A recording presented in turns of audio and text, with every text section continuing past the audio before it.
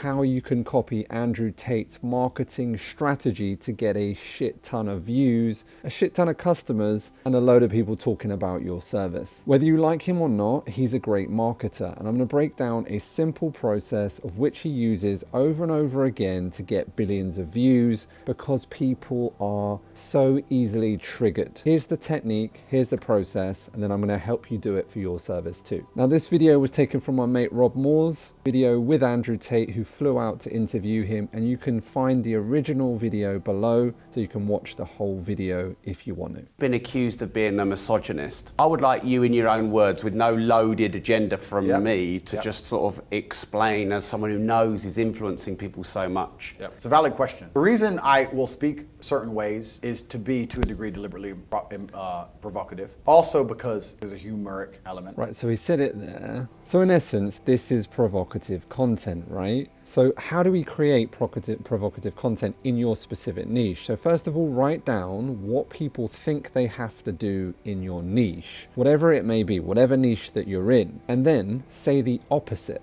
And that creates polarity. Polarity creates a trigger, right? It creates magnetism. There is no cash in neutrality. Most people aren't willing to say the opposite of what most people think. And so that's what he does in all of his content. He creates polarity content that people just cannot ignore. And so that's how he has driven billions of people to watch his stuff. The more emotion you triggered, the more emotion that's triggered from people, the more loaded the content becomes. And so you can start to notice in your niche where there is the most emotion and how to leverage that in the most effective way. Now, there's a brush of authenticity that we need to apply here, because if you're using just certain topics just because they're emotionally loaded, is that authentic? I'll leave that up to you. Comment below. But e.g. in my niche, for example, the majority of people in my niche tell potential clients that they need to post on every social media content, that